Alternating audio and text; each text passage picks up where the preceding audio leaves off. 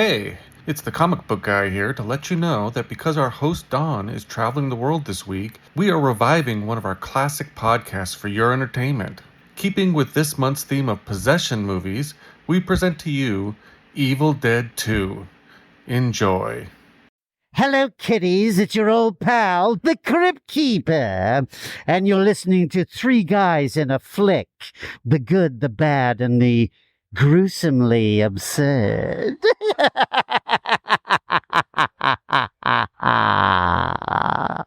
Ladies and gentlemen, please take your seats. The show is about to begin. I'm fine. I don't think so. We just cut up our girlfriend with a chainsaw. Does that sound fine?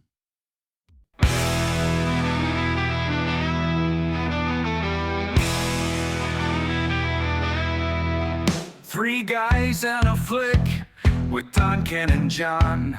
Dive into the movies well after the dawn. From the good to the bad to the wildly absurd. They give a fuck about films. Their voices are heard. You are listening to Three Guys and a Flick. This is where we review the good, the bad, and the absurd.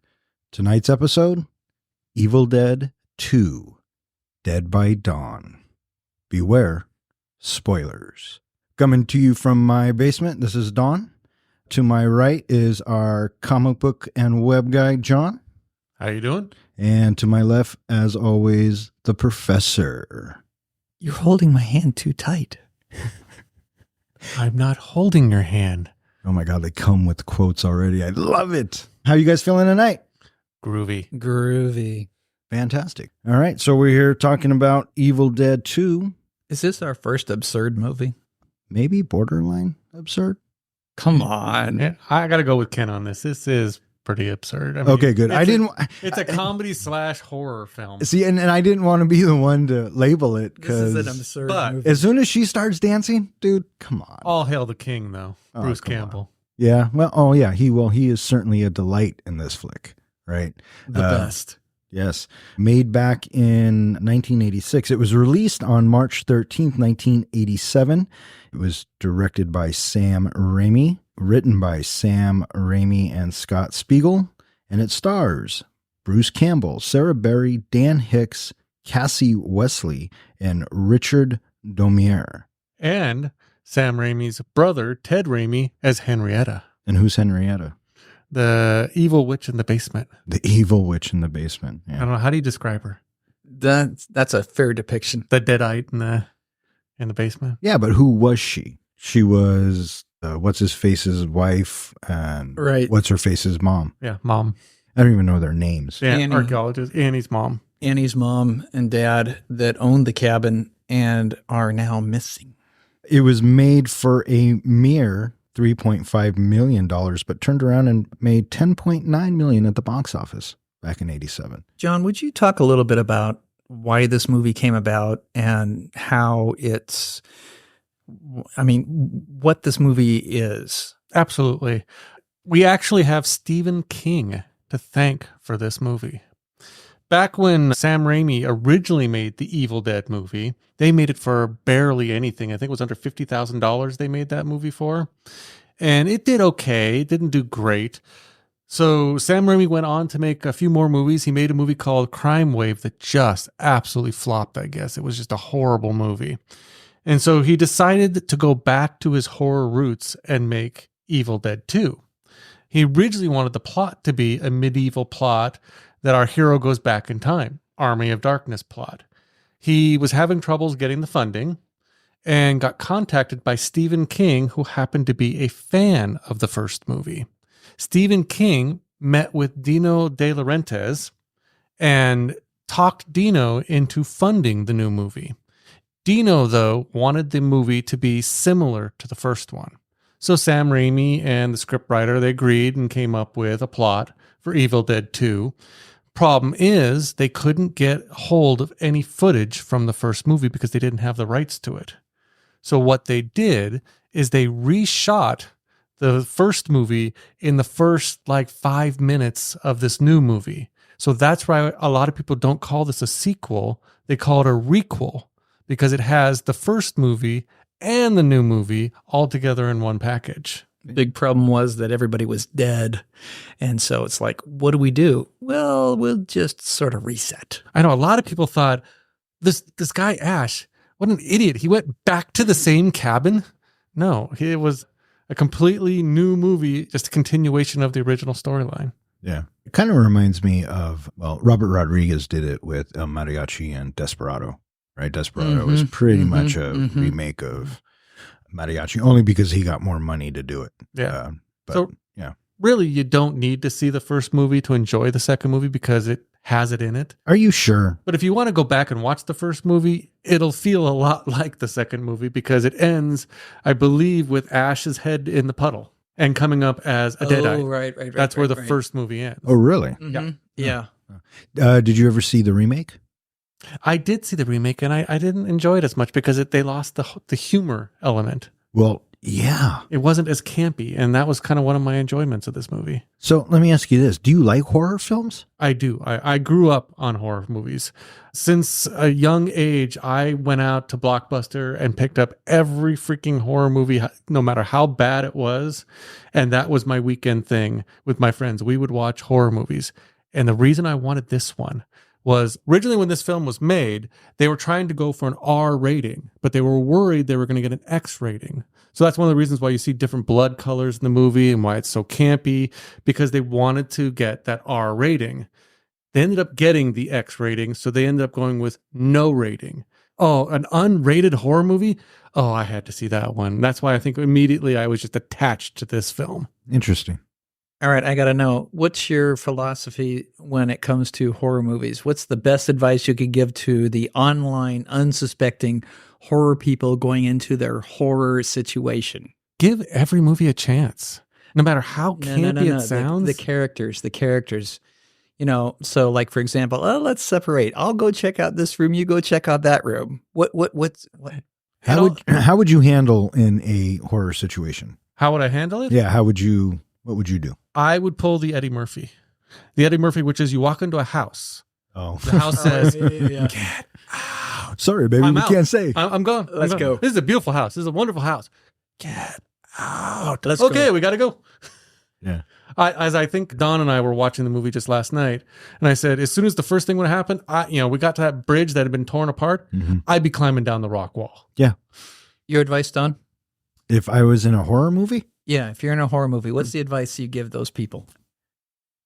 Really? Nothing? Well, I was thinking you caught me off give him guard a for a sec, second. Professor. Yeah, thank you, dude. My advice would be I don't have to be faster than the monster. I just have to be faster than you. Oh, all right. Yeah. Yours? So in general, my advice is that as soon as something bad happens, everybody has to stay together. Nobody separates, period. Yeah. And Well, then you nobody all die together. Nobody sleeps with anybody, and nobody gets stoned. I mean, if you watch Cabin in the Woods, it explains it all.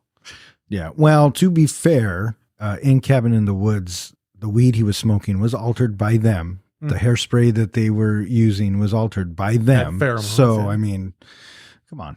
We got to do that movie one of these days. Cabin in the Woods? Oh, I love I that fucking loved Cabin in the Woods, That'll be one of the, hopefully in the helmet someday. which was probably inspired by All right, stop. Back to Evil Dead 2. They do say Evil Dead 2. Evil Dead 2, or the Evil Dead movies, originally created the whole idea of Cabin in the Woods. the cabin in Yeah. the woods How and the could horror. it not? Don, Yeah. What was this movie about, Don? Well, shit, dude. It's Ash Williams and his girlfriend decide to take a romantic vacation at a seemingly abandoned cabin in the woods. While in the cabin, Ash plays a tape of archaeologist Raymond Noby, the cabin's previous inhabitant. The Book of the Dead, The Necronomicon Ex Mortis. the recorded incantation unleashes an evil force that kills and later possesses Linda, turning her into a deadite. Ash is then forced to decapitate his girlfriend, fight his own hand, and deal with the thing in the basement in order to defeat the evil unleashed. Well, that's the whole movie right there. Why'd you just spill it all? Well, Spoiler. but now we can talk about it, right? From the opening shot. What a spoiler. The heck? What did you think of that opening shot coming out of the tunnel and going over the bridge? Coming out of the tunnel was pretty cool. It was a nice little transition, and going over the bridge, it looked like a miniature. and it felt like a miniature. So it probably was a miniature. It was. Yeah.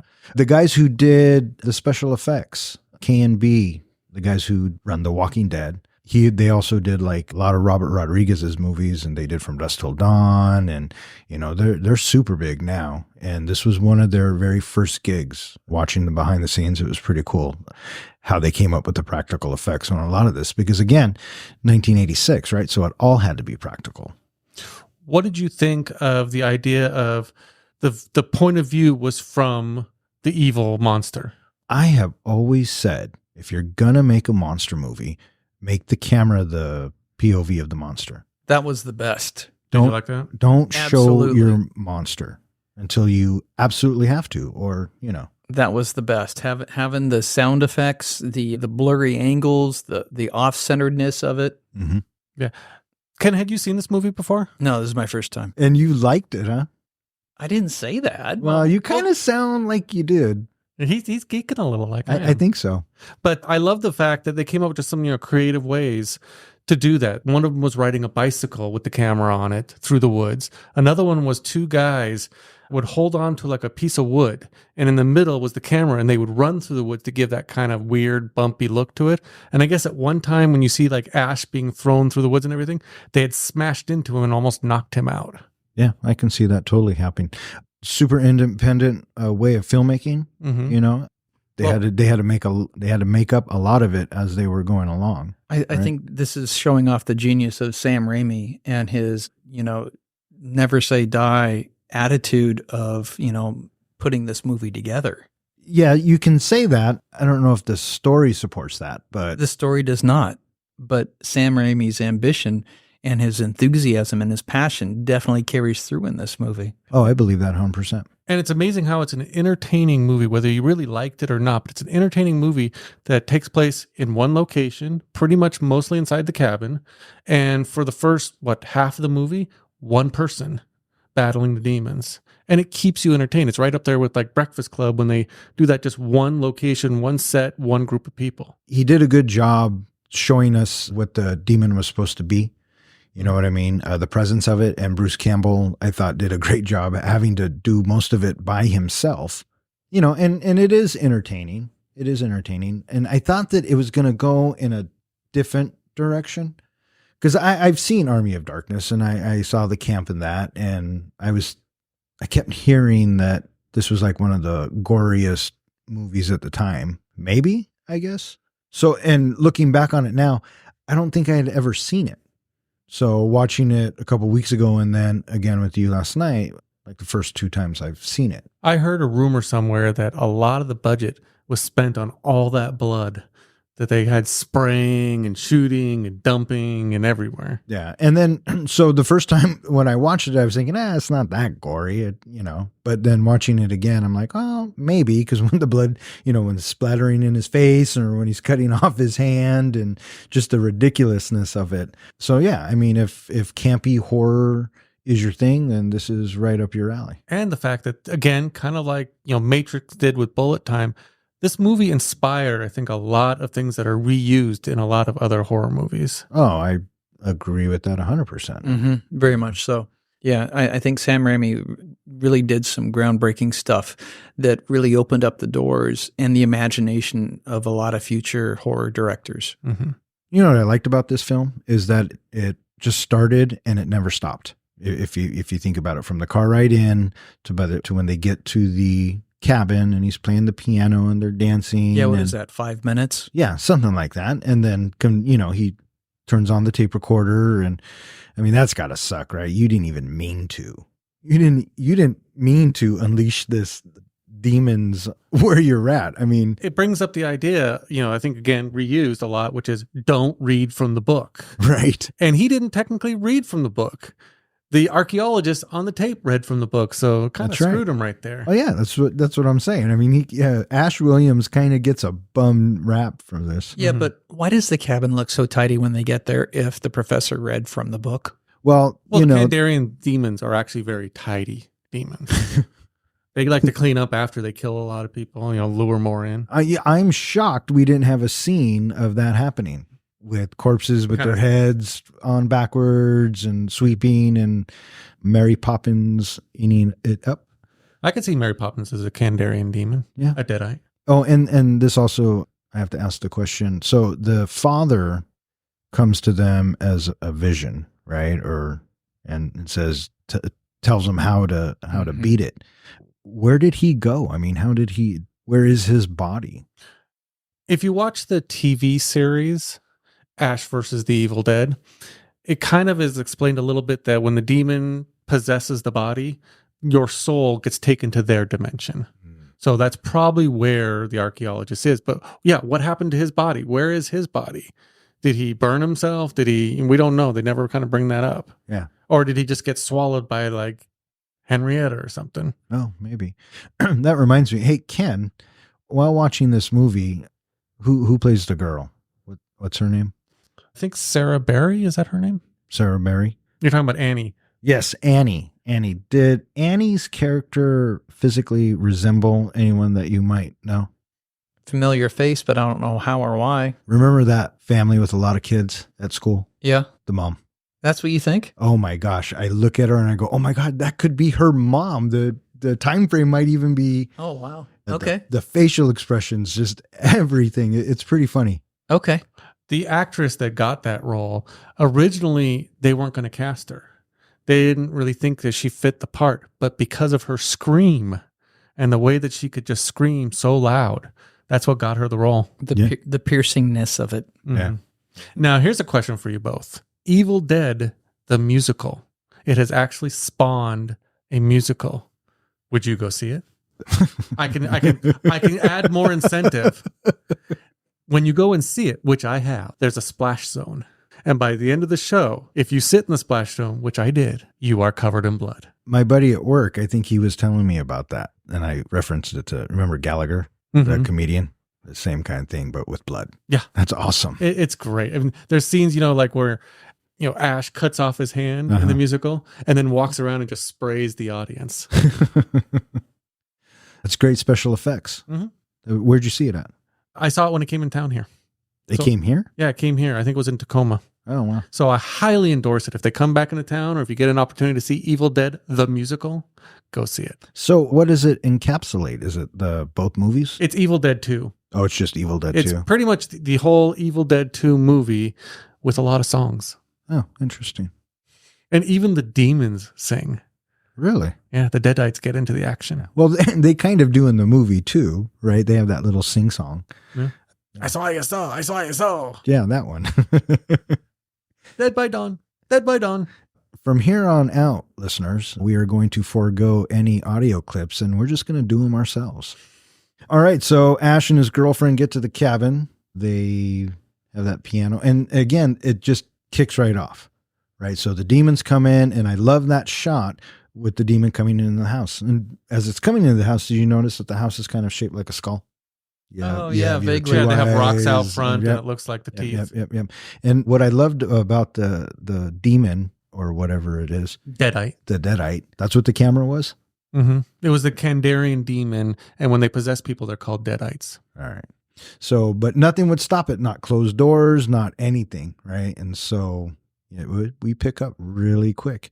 So his girlfriend gets possessed and she attacks him and he whops her head off with a shovel. Poor Linda. Poor Linda. That was an amazing shovel. Pretty sharp, right? Yeah. One swipe and clean cut. Yeah. And it kind of looked really like it was really easy to do. Yeah. Like there was no force behind it. If I was that shovel maker, I would have used that as a commercial. I don't think it was a spade shovel either. No. So now, but he buries the body and he's all upset about it, which I thought was a touching moment. Right. Mm-hmm. And then she comes back with a dance. And at that point, yeah, I could take it or leave it. I think at that point, you realize exactly what kind of movie you're watching. Yep. I mean, it almost looked like they used a Barbie doll to do the dance. She did look like a Barbie doll. It was very plasticky looking, stop animation. But again, we are talking about 1987. And again, they were going for a little bit of the camp. When did Nightmare on Elm Street 3 come out? 87, I think, right?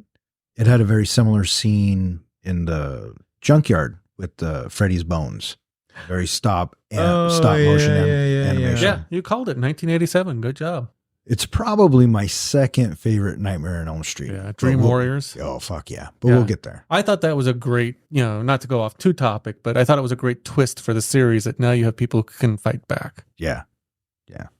And which is a nice segue. John and I noticed it when we watched it, but did you see Freddy's glove in the work shed by any chance? I think I did. Yeah.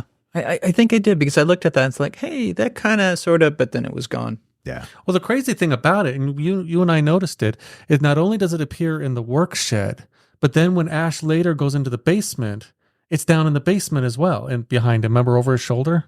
Was that in the basement? It was in the basement as well behind him. So it moved. Freddy's everywhere. Yeah, I don't remember what scene I saw in it, but I do remember seeing it and thinking, hey, that kind of sort of looks like... Sam Raimi originally put that in the movie as a nod to Wes Craven. And I think in the Dream Warriors movie in Nightmare on Elm Street 3, when they're walking down a street, there's a movie playing in the background, like a big sign for a movie, and it says Evil Dead 2. So they kind of go back and forth. That's the rumor I've heard. Yeah, I haven't verified. I'm trying to think of the scene where they're walking down the street because I know Dream Warriors pretty well. Do you guys remember Cinema 12? Mm-mm. Over where the Linwood Convention Center is now? Yeah. There was a theater there. It was called Cinema 12, and you paid $3 and you could go see a movie, right? It was a $3 theater. But their security wasn't any good, so you'd go at That's opening. a pretty dumpy theater. Yeah, I mean, it's the Crest, really. But you'd go in and you could movie hop all day, which is what me and my buddy would do. And we hopped into Nightmare on Elm Street 3. Fucking changed my life. Okay, so back to Evil Dead 2. He cuts off his girlfriend's head. Buries her. She comes back and dances for him. Lovely little dance. Yes, and then he is haunted by the head. Eventually, the head bites him, and we end up in the tool shed, which is what we were talking about. Work shed. Or the work shed. And he has to get her off his hand. Puts her head in the vise. Yeah. And then the body comes in with a chainsaw. That's right. Oh, that's all practical. Mm-hmm. You know what I mean? It's some guy holding the model or the model of the body, which is holding the chainsaw, and he's like on a skateboard on his back, and he has to roll in and fight Bruce Campbell. Mm-hmm. Yeah. It's amazing how they made it. I think at some point I would have wanted it to be played more straight, because I like the idea. I like the concept. I like, you read from the Book of the Dead and this is what you get. Mm-hmm. But I get it. I think that's kind of what you get with the remake. Yeah. Is that it's pure horror in the remake. But I also hear that the remake is super fucking gory. Oh, yeah. And at what point, really, do we really need to see that? It's almost gore for just gore's sake. Exactly. And that's where I don't like, that's what I think some of the horror films today, that's what we get. Gore for gore's sake. This scene, though, I think we start to see Ash is going a little crazy because as he's chainsawing his girlfriend's head, he's got that kind of mixture of laughing and screaming at the same time. Yeah. I mean, how do you deal with that? He seems to handle it pretty well. Yeah. And the bite mark, where the bite mark is on his hand, you start to see the black veins and everything come from it, and his hand becomes possessed. He has to fight his hand. You think his hand is won, but yet he wakes up just in time to stab his hand and then takes the chainsaw that just happens to be right next to him and cuts it off. Yeah. And so there was a lot of physical comedy in that scene, right? Mm-hmm. So Bruce Campbell is doing this all himself, hitting himself over the head with plates. Mm-hmm. I mean, he even flipped himself with the hand. Yeah, he flipped himself, and then he pulls himself along, and so a lot of great comedic stuff. Did it from feel Bruce Campbell when he was dumb? Kind of? Yes. He cut his hand off, and the hand got out. I love how they put the book on top of the bucket, and the book is Farewell to Arms. Yeah, but the hand gets out and runs off. Did it feel Tom and Jerry to you? Oh, very much so. While he's trying to shoot the hand goes into the mousetrap. What do you think of that scene? Totally nonsensical. Yeah. Yeah. And then he shoots in the wall, and again, we get more blood. Yeah. And that blood is more orange than red. Yeah. And then it turns black. Yeah. You can see the different shades, and, Did you read how that scene was made? The blood? No. they had him lie on the ground and just hosed him down with blood. Oh, I guess I see. Yeah, with just the spraying out of the wall. Yeah. It was him laying down, and they turned everything sideways and then reversed it to have the black blood go back in the wall, obviously. Yeah. A lot of reverse photography here. And I didn't mind it. Mhm. It's a great camera trick. I thought the whole idea of a hand as now your arch nemesis was kind of humorous. It was pretty funny. Yeah, I suppose. And a little bit of foreshadowing of something's got to go on that stump. Yeah. Oh, did we skip him driving off and leaving? He already did that and came back, right? Yeah. Yeah, he did. Yeah. 'cause Yeah. And he's- we get to meet the tow truck driver and Oh, yeah. In the little flashes to the other group. yeah, Right. Bobby Joe and all that. But we also see the bridge is out. Yep. And he can't escape this little cabin area. Yeah. The bridge is out. Now, I made a comment before too. The scene where he screams as the bridge is out. Uh-huh. You know, he's all upset and he's having his, his moment. Felt very Planet of the Apes to me when Charlton Heston comes across the Statue of Liberty. They blew it up. Did it feel the same to you? Mm-mm. No. Oh, okay. I'm wrong. No, you're not wrong. It just didn't. I just felt that think of whole I didn't get that passion vibe. scream of You know why? it's all lost. Because when we get to see what the bridge looks like, I immediately again thought of Nightmare on Elm Street 3 because that junkyard scene, the animation style is very similar. So that's kind of where my head went at that moment. And then, it snaps back and now we're on our way back to when he's driving the car back to the cabin and the deadite is chasing him, how does the deadite not catch him? I mean, you're telling me it's not faster than a car? Yeah, I don't know. I was thinking the same thing too. And what happens? Does it go through the vents and then get to him, or can it possess the car like Christine? Well, my personal theory, the Kandarian demons, the deadites, they like playing with people. They like bringing out the fear. They like, taking it up to the next level. So when it's chasing him, it doesn't really want to catch him at first. It just wants to scare the crap out of him. Until then, it can catch him and possess him and do whatever, basically just, it's tearing his mind apart. Okay, so you said to you, your opinion, but why do you think that? Have you heard that? Is that just what you got from when you watched it? Is that how you imagine your deadites would be? Or the reason why I come to that theory is there's so many times that the Kandarian demons, they could possess Ash when he's all alone in the cabin, yet they don't. They torture his hand.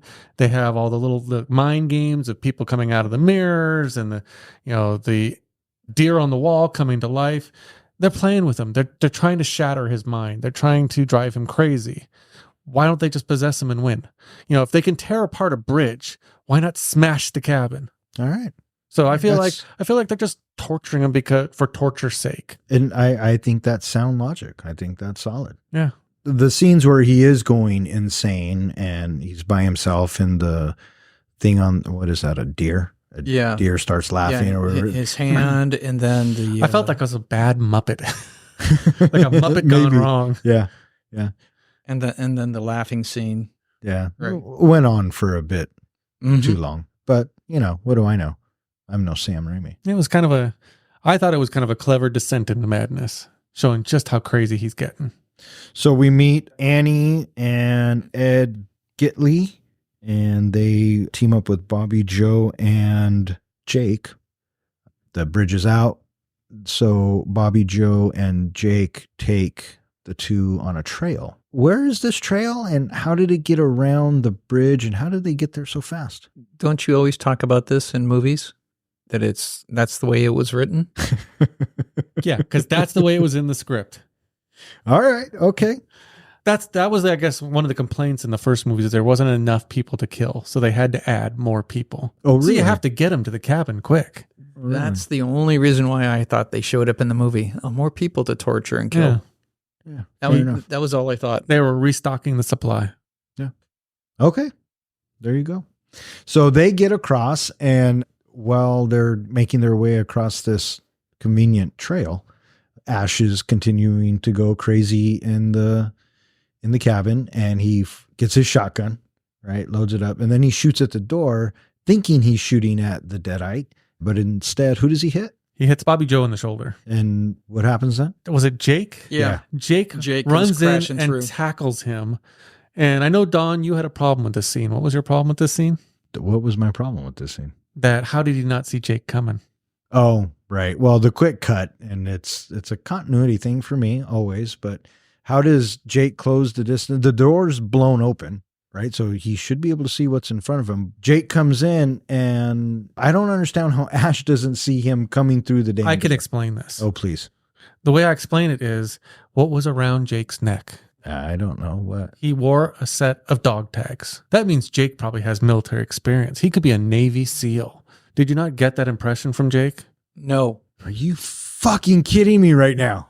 So he used his special tactics to, subvert Ash's attention and be able to run in, charge him, and take him down like a soldier. All right. So, hey, this movie was made in 1987. If you haven't seen it by now, well, then shame on you. You just want to give it a 5 now, my friend? Sam Raimi thought of everything. Sam Raimi is a great director. I mean, God bless him. He gave us Spider-Man and Spider-Man 2 with Tobey Maguire. And at the And time... Bruce Campbell in it, too. Well, Bruce Campbell, I think, is in everything that he does. And what else Probably. is in everything that Sam Raimi does since Evil Dead 2? His brother? A great answer. Yeah. Probably not wrong. He's in a lot of them. Yeah, but I think what John is referring to is that car. The Oldsmobile. Right. Yeah, The car. because in Spider-Man, I think it's Uncle Ben's car, right? Mm-hmm. Probably. Yeah, Sam Raimi made that his little signature that he puts in every movie since Evil Dead 2. He puts that car somewhere in it. Yeah.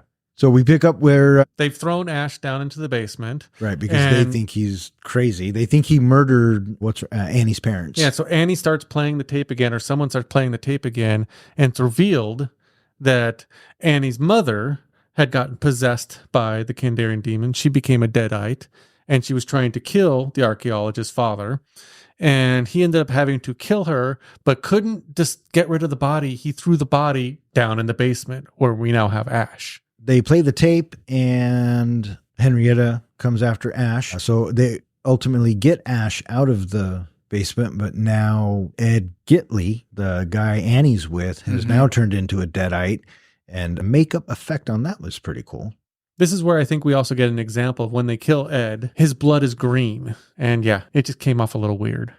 Because there was so much of it. Oh, there was always spraying blood all over the place. Yeah. And this scene with Henrietta I thought was good, but what'd you think about the popping eyeball? A classic nod to the brilliant Three Stooges. It was campy. It fit the moment. It fit the tone we were going with. And did I roll my eyes? Yes. Did I yawn? Maybe not. But, it's a great effect. Just like when Ed is jumping up and down or levitating, you can totally see the wire that's holding him. It's campy. And I think the worst part of that scene is Ed was wearing a members only jacket. And in the 80s, I had that same jacket. Oh. So that stung a little. Members only. I remember those. I always wanted one, never had one. I don't think I ever wanted one, and I don't think I ever had one. Annie, Ash, Jake, and Bobby Joe team up.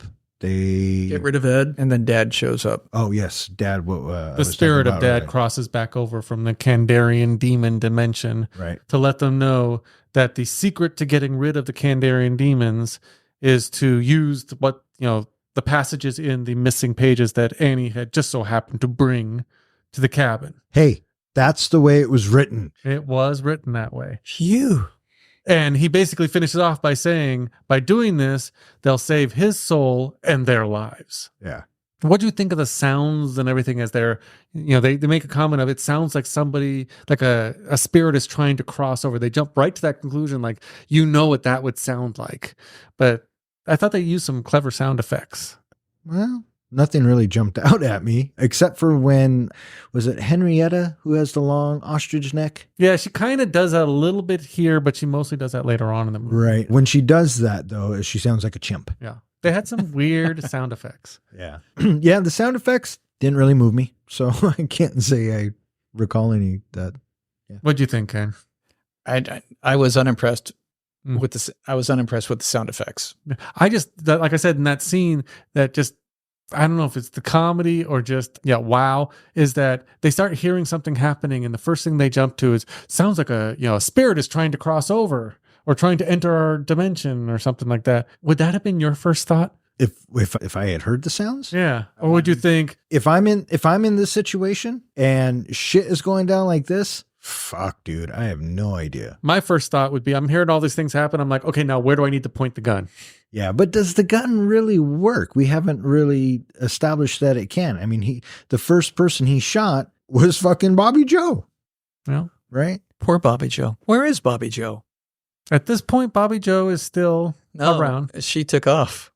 She takes off right after this. I mean, She takes off during the scene with when Dad's talking from the other dimension. Mhm. right. And I think you quoted the line earlier, Ken. What did you say? I said, "Don't hold my hand so tight." I'm not holding your hand, honey. That was at the bridge. And that's when he freaked out. I think she freaked out and started running, didn't she? Yeah. No, that's right. Oh, you're right. Yeah, that's right. that is it. Because she turns around and goes right out the fucking door. So now Jake wants to go find Bobby Joe. He's demanding that Ash and Annie go with him. Mm-hmm. What would you do? I already talked about this at the beginning. Everybody sticks together. Yeah. You don't split up. You know she's gone. Ash knows She's dead, she's yo. dead. I mean, you know it. Everyone knows it. In that instance, Ken, I think I have to break your rule. Okay, but that means that consensus rule, that being that one person says we go get her, the other two say, no, we stay here. That's it. You don't split up in a horror movie. But if you look at Bobby Joe's boyfriend, that's the best he's ever going to do. That's going to be the best he ever does. I mean, Bobby Joe was kind of a cutie. She was. Yeah, I wasn't expecting that. Did you know that in the beginning, when she was chewing tobacco, the first scene we got to see her, Mhm. that it was, from what I've read, that was brownie mix? Oh, really? Yeah, Yeah. They just wanted it to be able to spit brown. Yeah. That whole scene with Bobby Joe in the trees and attacking her and all that, what'd you think of that? As a filmmaker or as an audience member? Either.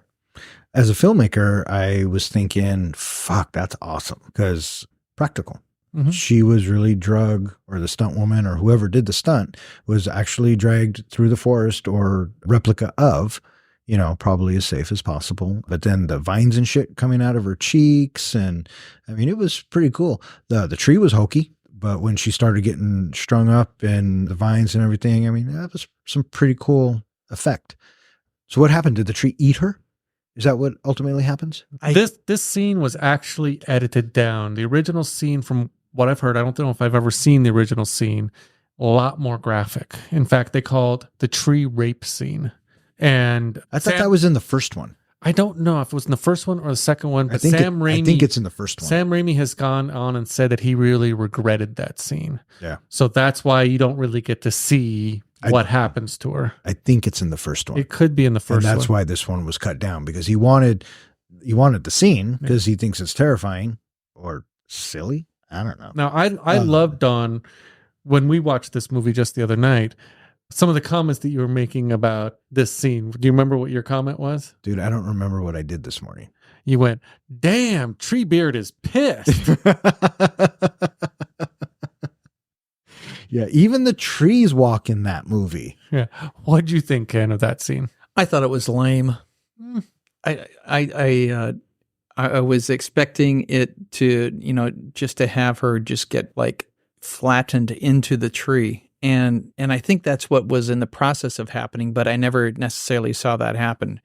And so because I didn't see what happened to her, I was thinking, what the heck? You show me everything else in the movie. You show disembodiments, dismemberments.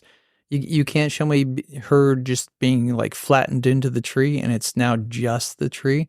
That is horror, just to have the sound of her going down into nothing, into the tree. But we didn't get that. You would, I think, liked what the original script called for then. Original script, it was meant to be a man that ran out into the woods and got attacked by the trees. And what was supposed to happen is the trees were supposed to rip him apart, just rip him in half. So maybe that would have been a little bit better for you, or give you a little closure. Well, that certainly would have been a lot more in line to what was going on inside the cabin. For me, I kind of got to agree with Ken on this. I thought that it was I agree with you that the version of it and the look of it and everything looked great. But all I kept seeing when I saw the scene was the Wizard of Oz when they're walking through the woods and the trees are talking to them and they're moving and throwing apples at Dorothy and all of them. And it just came out to me as they're not scary. Well, and so now I'm starting to buy into your deadites just want to fuck with everybody, right? Because if this evil can possess anything it wants, and clearly it wants a human host, I don't know why, when you can possess a tree, right? So I think that the deadites are fucking with people, but trees, not so scary. I also thought it was a missed opportunity. Why did they not bring Bobby Joe back as a deadite? She could have been like this deadite with tree branches and stuff coming out of her. That's a great question. I don't know why they didn't. I think there was a lot of missteps here, but Yeah, so if any Kandarian demons are listening out there, you missed an opportunity. Yeah, go ahead and invite that shit, dude. That's how horror movies start. Oh, he brought the book. We have the Necronomicon. We have the Necronomicon Ex Mortis here in front of us. And I've been trying to get Don to read from the book. He won't do it. Big baby. You motherfuckers do it. I saw Cabin in the Woods. I saw this movie. I've seen a lot of horror movies. You know what the fun thing is about this book? Is go back and rewatch movies like Cabin in the Woods and other movies. The Necronomicon Ex Mortis appears in a lot of movies. It's always in the background of a lot of horror movies. Yeah. This exact look of the book with the face and everything. I believe it. It's even spawned a cult status of group. I think they're called the Knights of Samaria. If you go onto Facebook and think that there's a large group that just worship this movie and they make all the props and it's just... and do all the kind of role play and cosplay. And it's just amazing the stuff they come up with. Fascinating. That's where I learned how to, make my book look similar to the movies. Yeah, I mean, it looks pretty good. Yeah, I bought my book from a site called trickortreat.com, and it comes to you with white pages and everything looks brand new. And if you go to the Knights of Samaria's website, they teach you how to make the book look all old and like the one in the movie. You know what? And I respect the fact that you took the time and you made it the way you wanted it. And now it's a cool collectible. Mm-hmm. I thought when it opened the movie, it was fucking dumb. But, it's a great prop. So kudos to you, my friend. Well, thank you. Yeah, it looks good aged. All right. So now Jake and Ash and Annie have to walk a little bit outside to go look for Bobby Joe. Well, Jake is holding them at gunpoint at this point. He takes the pages, the pages they need to get rid of the demons, and he throws them in the basement to try to force Ash and Annie to help him find Bobby Joe, who Ash already knows is dead. Yeah. And so, and he throws him down in the basement, and I'm not sure why. But anyways, he does. And so now we still know that who's down there. Henrietta. Yeah. So at some point we're going to have to deal with that bitch. And then maybe she's just misunderstood. She's just hungry. Well, she does pop her head out looking like the actual mom singing to the little girl. Yeah. Right. Classic trick. Don't fall for that. Trickery. Mm-hmm. Yeah. So anyways, Jake leads Ash and Annie outside, and this is where we get another point of view shot of the demon coming in, and he's coming fast, and and he's aiming for Jake, because we cut to Jake and then we cut to the demon. We cut to Jake, we cut back to the demon, trying to build that, tension, and you as the audience member are going, oh, now it's Jake's turn to die, right? Because the evil's coming after him, but we get the turn. But it doesn't. Who does it get? It repossesses Ash again for the second time. For fuck's sakes. Okay, so now we're at the point where Ash has been possessed. Yep. And he's chasing them back to the cabin. Yep. And Jake, I believe, has been thrown headfirst into a tree, and we just assume he's a goner. Oh, that's right. That's right. I was thinking, what happened to Jake? Yeah. Yeah, but I'm thinking that guy, he takes a pretty good beating too. Ash takes a huge beat in this whole movie. But Jake took a pretty good beating there.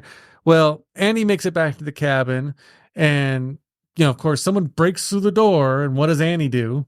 She stabs him. With the Kandarian dagger. The Kandarian dagger. Which that thing hasn't been cleaned. Yeah, I love the misdirection.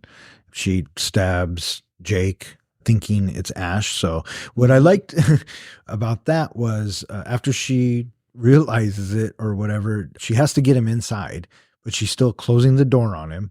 And then she pulls the dagger out and she's trying to pull him, and he just keeps, the poor guy just got stabbed in the chest, and the way she's pulling him, it's not doing him any favors. Did this feel like another Three Stooges kind of scene to you? The door closing did, Mm-hmm. but not, I mean, I get it. You got to bring him in. You didn't mean to fucking kill him. Stab him right center in the chest. Yeah. What do you think, Ken? Yeah, it was just like arduous. It's like, okay, here we go. So you were getting a little tired of the movie by this point? Mm-hmm. Okay. Yeah. And thankfully, this movie comes in, like an hour and a half. Mm-hmm. So, I mean, it wasn't too bad. So the great thing is Annie drags him through the hallway, which I guess the actress in a documentary talked about. Sam Raimi maybe kept doing that scene over and over again, and he was a heavy guy, and so she had to drag. That was really her dragging him down the hallway. But did you notice conveniently where she dropped him? Oh, where? Right next to the trap door down into the basement. Oh, Oh, yeah. And so, of course, who grabs Jake? Henrietta? Henrietta grabs Jake and pulls him on in and kind of goes all, country barbecue on him. Oh, Country yeah, picnic. That's right. Because then, that actor or whoever did I think it was a stunt guy. He almost died. No, it was the real actor. Oh, was it the real actor? Yeah, because he was upside down and they were shooting the blood up, and the runoff was choking him. Yeah, it was coming back down. The on first take was practically drowning him. Yeah. him. Yeah. And again, a that's lot the of scene blood. he remembers most. Yeah. So now Ash breaks in, and I mean, Annie, God love her, tries to defend him off, but ultimately Ash knocks her out. And then charm, or the necklace that he gave his girlfriend, Linda, Linda. Yep. or Linda had in the opening of the film, deadite Ash sees it and, triggers something. Love wins again, and, forces the demon out of Ash, and now he's back. This scene has always bothered me a little bit. I mean, I love the fact that, his willpower chased off the Kandarian demon out of him and he's no longer a deadite. But doesn't that kind of send a message that everybody else that's been killed in this movie, maybe they could have been saved? I was thinking about that. Were you? Mm-hmm. That, if Ash, because we watch Ash come back twice. Why is Ash able to come back twice, but nobody else does? Well, the first time, because apparently the deadites are like vampires, the sun forces it out. That's where they say dead by dawn, because they only have till dawn. Right. Okay. So that's one. I mean, that's horror movie 101. The second is love, right? I guess apparently Ash really loved Linda, or loved that necklace at least, because I mean, it The little triggered something for magnifying him. glass thing. Yeah. And they make it a point to show it to you up Okay, front in the beginning. But why didn't it save Linda? She loved her parents. I think, she could have maybe loved Ash I'm sorry. enough. I'm thinking of You're thinking of Annie. Annie. Oh, right. Right? Annie's dying breath. She saves the day, but then again, she wasn't possessed. Yeah. She was mortally wounded. Yeah. Yeah. So maybe that was the difference. But why doesn't it protect Linda? That's a great question. But Ash has it before she gets possessed? Yeah, I think it's because it was in the script and written that way. I think that would probably be the real reason. All right. Well, so love saves the day, or I shouldn't say that. Love saves the moment. And But Annie doesn't believe it. Yeah. well, no, she wakes up and, well, would you? She goes all Cujo on him trying to kill him. No, I would have killed him too. Why? He But- doesn't look anything like he just did. But neither did Henrietta when she started looking like her mom again. Okay, well played. But the thing is Wait a minute. Why didn't that save? Yeah. Why didn't Henrietta convert? You think so too, especially at the end when Annie starts singing the song to her. You think maybe Henrietta could have came back, but For the love of her little girl. the scene here that bothered me the most Oh, her soul was already. is Ash throws Annie down, basically saying, I'm okay, and then he rests against the wall, and the axe comes flying at him and misses him by about a foot. That is the worst aim I've ever seen with an axe. Maybe she was just trying to make a point. Maybe she was just checking. I mean, she didn't really, he's her best chance. They are each other's best chance of getting out of this alive, right? So maybe she just had to make sure that, she was firing a warning shot. I don't know, kill them all. At this point, it's everyone save themselves. No, because you're never supposed to break up the group. Unless the group's possessing trying to kill you. Well, you don't know that for 100%. You have to make sure. It's like The Thing. I love you, classic John. scene. Was it in horror movies? Only one person can ever survive. Not in today's horror films. Okay. No, all that changed with Saw. Well, yeah. But Saw is like a continuous story. Every movie adds on, and then every next movie kills the people who survived in the last movie. But it was Have you around- seen them all? Okay, but it's around that time that horror movies start letting the bad guy win and nobody gets out alive. And Scream tried to change the rules. Scream didn't change the rules because it ended the way it was supposed to end. The story went the way it was supposed to go. I think Scream called out the rules, and Scream was kind of a parody of itself. And what made Scream so good, in my opinion, was the writing and, the twist, and just it was a really good horror film at the time. And Wes Craven can do really no wrong in my book, right? I mean, he gave us Freddy. He's the dude. Freddy. Yeah. So anyways, we digress. So Ash is good. Annie's good. We're getting ready to get on to this final. Saw it up. Oh, that's right. So they have to deal with that witch downstairs. So they need a weapon. So what do, guys? They go to the work shed. Did they get Freddy's glove? No, they get the chainsaw and decide that the weight of the chainsaw is perfect for the stump on Ash's right hand.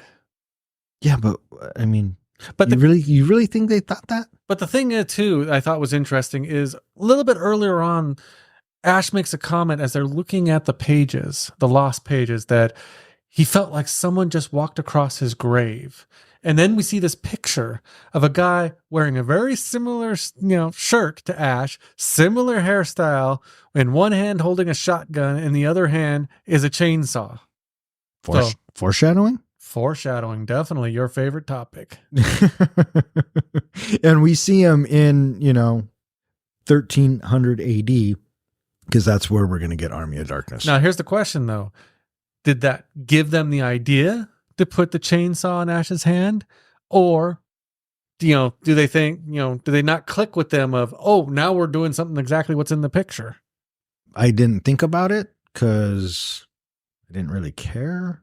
I thought it was a nice nod. I thought it was foreshadowing, and knowing now what I did, let me rephrase that. I hadn't seen this one, but I have seen Army of Darkness. What was that, like 5-6 years later? Yeah, I think Army of Darkness is in the 90s, 93, maybe 91. I don't know. But, it could have given them the idea, and if so, cool. But nevertheless, we are in the work shed. What if, they're soldering something and he places it to the chainsaw? What is that? I don't know. I don't remember what you're talking about. So he takes the chainsaw and he gets the clamps for, what's going to hold it to his stump. Yeah. And then they're soldering something to the chainsaw itself. And then we cut back to him putting the ripcord in that little contraption that he made. He makes a little strap that kind of goes around his chest. Right. That has a little piece that can hold this chainsaw starter. Right. The ripcord.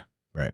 And that's how he starts it with one hand. Right. But then he also cuts his shotgun to create his boomstick. Right. But what I'm saying is, what was that little thing that they soldered onto the chainsaw? What impact could have it had? I don't know. All right. If any of you out there know what it is, let us know. Yeah. Throw it in the comments. Yeah. I love it. Okay. So now we're ready to go battle Henrietta. And this is I think, for what it's worth, this is the first time we see Ash Williams. We are now going to know him for the rest of till today. Yeah, throughout the series, throughout the TV show. That's Although Bruce Campbell's character. This is the Ash Williams that we'll get. He eventually replaces it with a robotic hand, like in Army of Darkness and Ash versus the Evil Dead. It's got a robotic hand, but every so often he's got to go back to the old chainsaw. Yeah. So, yeah, kind of a defining moment, if you will, in campy horror cult classic favorite. Did you history. know that when they made the movie Freddy versus Jason, that there was supposed to be a sequel to it? I thought it was going to be the end credit. No, the sequel was going to be, and they actually came out in comic book form instead, which was Freddy versus Jason versus Ash. Right. I thought the stinger, one of the ideas for the stinger at the end of the Freddy versus Jason was Ash showing up. Mm-hmm. And then that's how it would end. Yeah, it was supposed to lead into the sequel. Right. My favorite one of those is Freddy and Jason are fighting and they go to hell. And then all of a sudden Pinhead shows up and says, "Gentlemen, Is there a problem? I would have liked to seen that. Anyways, they have to get the pages to finish this prayer thing, Madoodle. And Ash goes downstairs. He finds the pages all scattered. So he's got to look all over the downstairs. And we know Henrietta's down there, but we don't know where she is. So we're kind of building the tension, and it's good camera movement. And well, they needed the pages because they needed to take the smoke monster. I always think of Lost and the smoke monster, and bring it into flesh so that they can then attack it. The second part of the incantation opens up a portal that's supposed to send the monster away and get rid of all the Kandarian demons from this dimension. Right. So the stage is set. Our heroes find the pages, and as Ash is just about to get out of the basement, Henrietta shows up. They fight. Is this where she comes upstairs and starts spinning in the air? Yeah, she gets out of it here because before they went in, which again thought was the craziest thing, instead of just taking the lock off or breaking the lock, they cut the whole trapdoor open. Oh, so right. Well, they just lets her right out. Well, they have to show off the fucking chainsaw hand. Yeah. I mean, why else do it? So cut some wood. She gets out and turns into the ostrich monster, as I like to call it. Making chimp noises. As I noticed. And so they fight, and ultimately, what's her name? Annie gets killed, or is getting killed whilst doing the incantation or reading the pages or saying whatever it is. First, Ash has to kind of chop up Henrietta because before they even do the incantation or any of that, she reads one part of it, but they're fighting Henrietta, and Ash, of course, does his cutting off each of the limbs, or he's getting beat up at first, which if you watch the behind the scenes, it's one of the funniest things to watch this big puppet Henrietta thing fighting with Ash. It's hilarious. But at first he's losing, and Annie starts singing the Hush Little Baby, Don't You Cry song, which diverts, and this, as we talked about earlier, why didn't it help hopefully bringing Henrietta back? Maybe she had been a Kandarian demon too long. But then Ash gets the upper hand, cuts her into bits, and he goes back to reading the incantation. The big monster comes through the door. So let's talk about this big monster for a second. So we've turned it into physical form, the smoke monster, as you like to say. Was it a tree?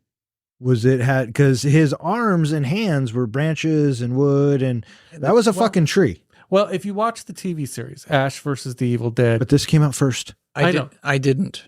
I'm just saying, but if you did, you'd actually get to see a better view of this monster. It's actually a flesh monster. It's a giant looking, I don't know how, kaiju kind of monster. But did it have tree for arms and hands? The trees were attacking around the house. That's what all you're seeing, the limbs and everything. That's all the other trees. Treebeard and his little tree ants are attacking the house. So, that's what I thought was happening. Okay, so this physical monster was just a head then? It was just a head at this point. Okay.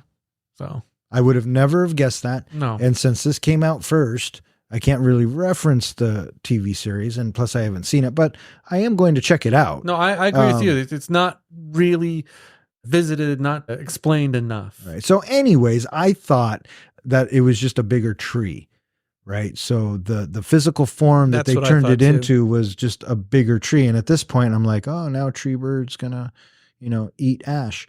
But at the last second, as Ash is about to get eaten, I'm assuming that's what would happen. They're going to swallow his soul. They're going to swallow. Well played. Annie finishes the incantation or the passage reading, whatever it is, in her dying breath. Because Ash's hand came back, clutching the Kandarian dagger, and stabbed her in the back. That's how she dies. Yes. We watched it last night, and I still forgot. Yeah, basically, which I don't quite understand how the hand could hold the dagger, jump up in the air, and stab her in the back. Clearly, you've never watched The Addams Family. Yeah, well, maybe. Ash stabs the eye of this big demon with his chainsaw, which makes it let go. You're right. I think you're right. At this scene, he was being held by a tree, wasn't he? Yeah. As he's being pulled in. So you're right. It kind of had the tree arm. Yeah. So I can see where you can get that. So, and we forgot to mention that the portal has been opened and is now sucking everything into it. Takes the car, takes some trees, shockingly, and now it's making its way for the deadite, the ultimate. What does this big bad demon have a name? Just Kandarian demon. Just a Kandarian demon? Yeah. So in theory, all Kandarian demons could be like that? This is like the big Kandarian demon. This is the one that's kind of running the show and sending out all the other demons. They never really explain it. We should consult the book. Yeah, it's in the book. Dude, what was rule number 42? Do not read from the book. They're going to do it anyway. The thing that bothered me about this scene is that we learn that the portal is actually like a portal in space and time, and it takes them back into time to, what was the date, the year? 1300 AD. To me, the idea of, oh yeah, this thing is evil, bad, it's killing everyone. Let's send it back into time where it can screw with our history. Time travel doesn't work like that, remember? Oh yeah, I guess we kind of explain that in the Marvel universe. The Yeah, MCU. well, that's what Endgame tells us. Yeah. You mean Back to the Future was a bunch of bullshit? So yeah, the portal is open and everybody's getting sucked into it, including our hero. And he lands at 1300 AD, and we see knights and soldiers, something out of like Robin Hood, right? But it's the same castle that we saw earlier on in the film when the archaeologist wife and Annie as a little girl. Oh, I guess she was the same age. Yeah, but it's That's what rebuilt they this time. discovered. It's not a ruins. Right. No, it's like what it should have been, right? How it was built. So the car lands, and then Ash lands. At first, the knights are going to take him prisoner, but we see a deadite, kind of with wings and everything, flying at them. Ash kills the deadite, and they start to worship him. Now, did you catch who the knight was that praises Ash? It was Sam Raimi. Yeah, and I guess standing right next to him, which I still haven't caught, I need to go back and watch, is Ted Raimi standing next to him. Oh, really? Yeah. Yeah. So yeah, this thing's flying. He takes out his boomstick, shoots it in the head, and everyone is cheering him. And he's their savior, right? I mean, He's not too happy about it. Oh no, and I kind of enjoyed that. He did not want to be there at all, and the camera pulls out, and now he's stuck in 1300 AD, Which is a setup for. Army of Darkness for sure. Yeah. It just feels like it's a setup for a bunch of misadventures upcoming for Ash. Oh yeah. Oh, and where's he is he going to teach him how to make bullets? Maybe they addressed that I don't ever remember that in Army of Darkness. In Army of Darkness, he makes some shotgun shells, but he doesn't.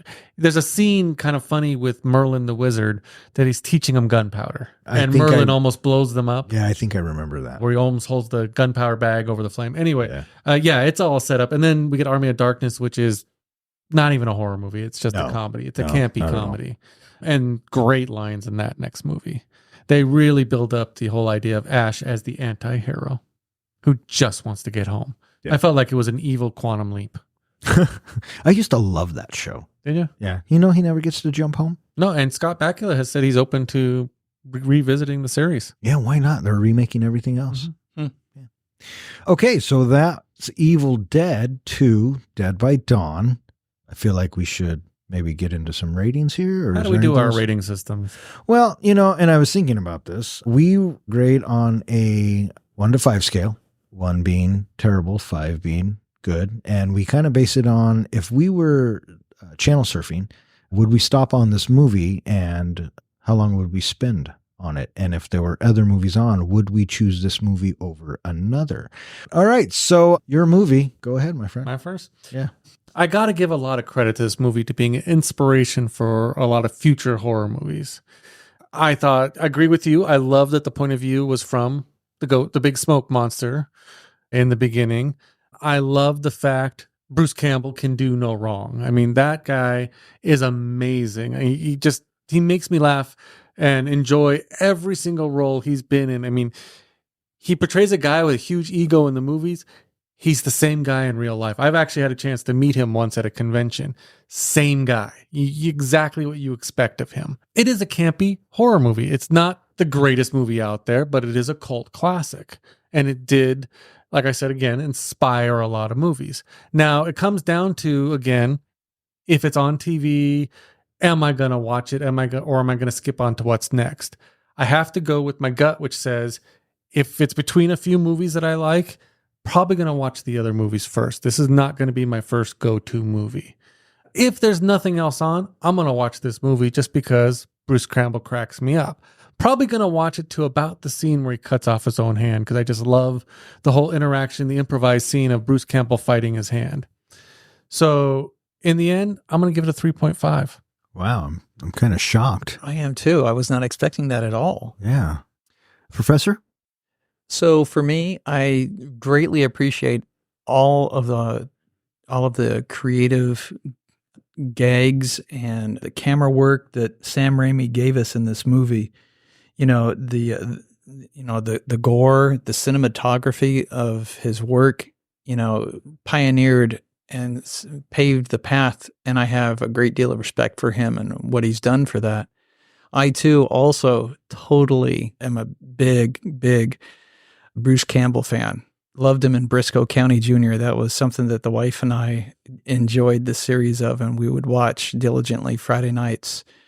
I'm Burn Notice fan, and I love him in Burn Notice as well. I have a great deal of admiration and respect for him. And, because of these two being in the movie and the way that they are is the reason why I give it as high of a rating as I do. In general, I thought that this movie comes across like a set of vaudeville acts. It's disjointed. The scenes don't work with each other. The storytelling is highly inconsistent. The character development is non-existent.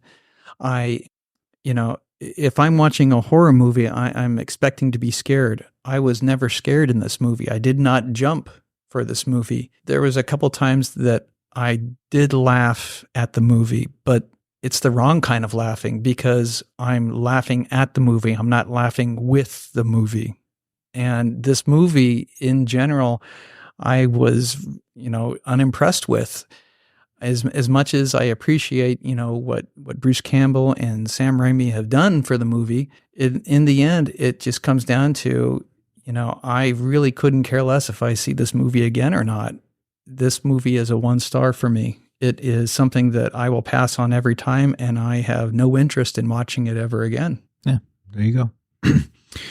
I thought that for 1987 and everything that they had to go through to get it made and how they actually made it, I applaud, right? It fits its time period. It's not my style of horror.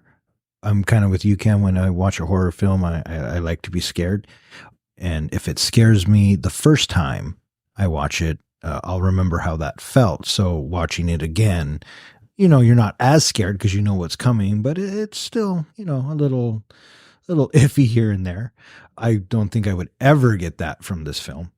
The campiness it wasn't for me. It was kind of absurd, right? The whole dancing sequence, and it could have gone a different direction, and it could have been played more straight, and it would have been interesting to see what Sam Raimi did with that.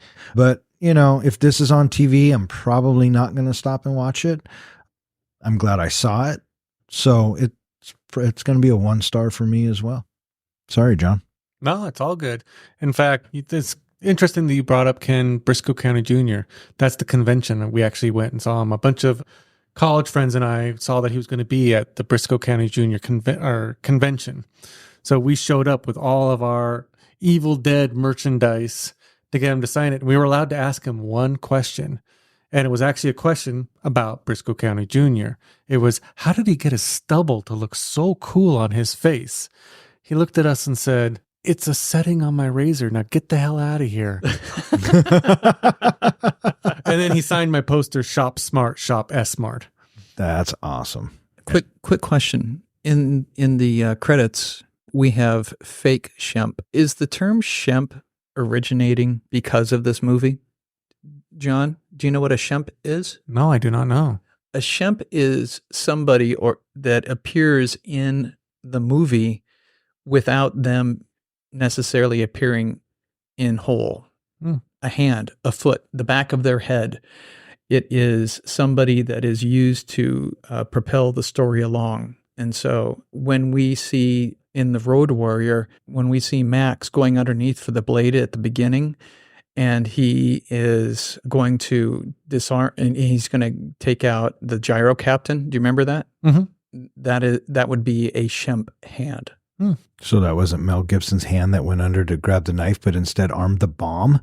It was the assistant director, actually. Oh, for fuck's sakes. What did I give that movie?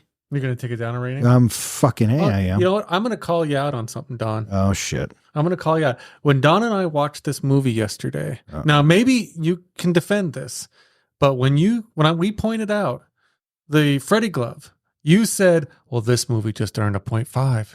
Yeah. So what do you think So my score now was? your score originally was 0.5? Yeah. And you bumped it up to 1? Yeah. Okay, just checking. I dug it. I dug the little callback and put a smile on my face. And for that, I gave it a 0.5. Yeah. So- It was the dancing girl that really took it down for you, huh? Yeah. I mean, and that's just the tip of the iceberg. So, Yeah. Have you, Don, ever heard of Shemp before in credits? I have not. I thought that was just like a hand stand-in or, a body double. Yeah, it's when somebody is used, for a small little moment in the movie. Like I said, it could be your leg, it could be the back of your head, it could be, you're just there on screen for just a few moments. Yeah, I didn't know that. There you go. Is it time to pull out the helmet? All right. So now comes the point of the podcast where we are going to select our next movie. So, hey, Ken, how did we get to this spot? How do we do our movies? Well, curious little thing. We have this little Denver Broncos football helmet that when we started this, we put 5 movies each into the helmet.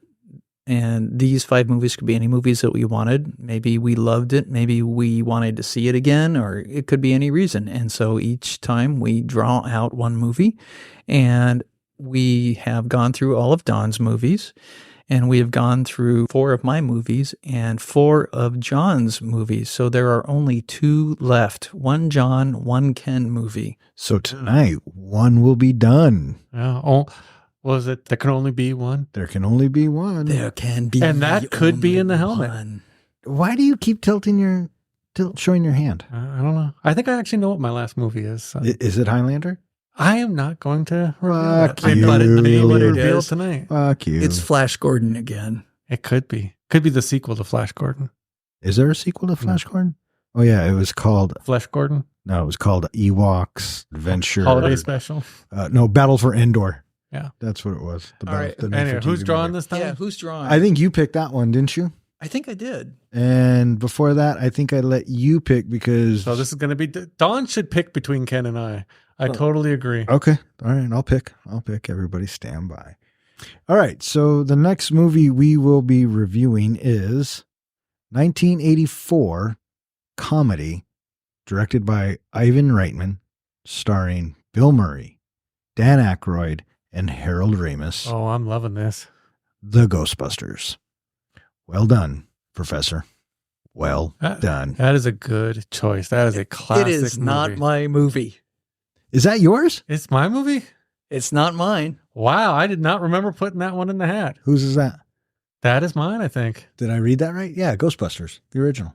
Yeah. And I don't think you'd ever have to differentiate. That looks like my handwriting. I did Yeah. not remember putting that As in. opposed to the real Ghostbusters. You did not predict that one, did you? No, fuck no. I thought for sure if anyone would have picked it, it would have been the Professor I honestly, or myself. I honestly thought I put Dark City in there, but no. I haven't watched. guess I put haven't watched Ghostbusters. this in a while. Uh-huh. It'll be good to watch this again. Yeah.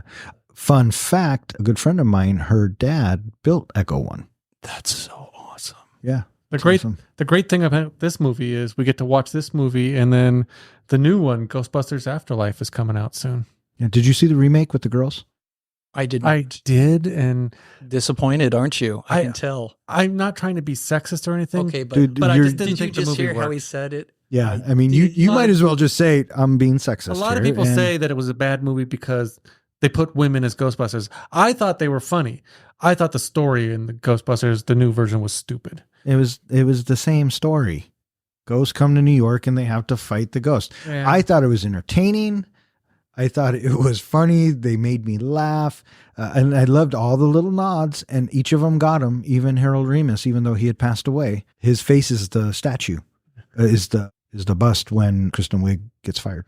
All right, so there you have it. Ghostbusters is going to be next. John, where can they find us? They can find us at our website, which is www.threeguysandaflick.com. They can also find us on any of your favorite podcast hosting channels, Podbeam, Spotify, iHeartRadio. We're on them all. And we have one movie left in the helmet. I think we have an idea of what we're going to do for our next round of movies. That being said, if you have a suggestion or if you want to see us review a movie, let us know on our Facebook page, Twitter, you whatever. can leave a comment, or if you go to our website, there's an easy little form entry. You can just submit a movie suggestion. I love it. All right. So that's it for our show this evening. Thank you so much for listening. We really do appreciate it. I'm Don. I'm John. And I'm Ken. Thanks for listening. Groovy. Three guys with some mics, yeah, dive into the flicks. We're here for the real talk, no time for the tricks. Don as the captain, steering us right. Kid drops now is shedding light. John with the comics, bringing the hype. From the good, the bad, to the absurd, we break it down, make sure you heard. Passion for the screen, we ride or die about movies. You know we always give a fuck, no lie. Exploring the scenes, dissecting the dreams, unmasking the plots and hidden schemes. Blockbusters to indies, our voices sing. For every flick, we bring everything. Each film in parallel will leave you dry. With laughter and debates, we hit the sky. So tune in, feel the thrill, catch the vibe. As three guys in a flick, keep the passion alive. Fuck that guy.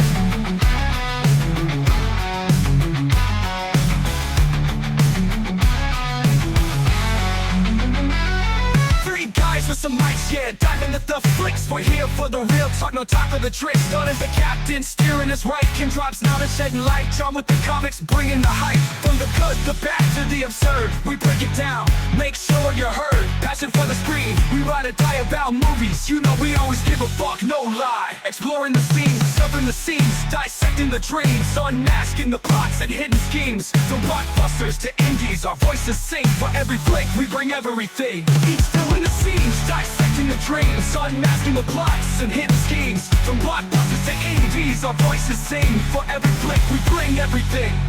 Each film is parallel, won't leave you dry. With laughter and debates, we hit the sky. So tune in, feel the thrill, catch the vibe. As three guys in a flick, keep the passion alive. Fuck that.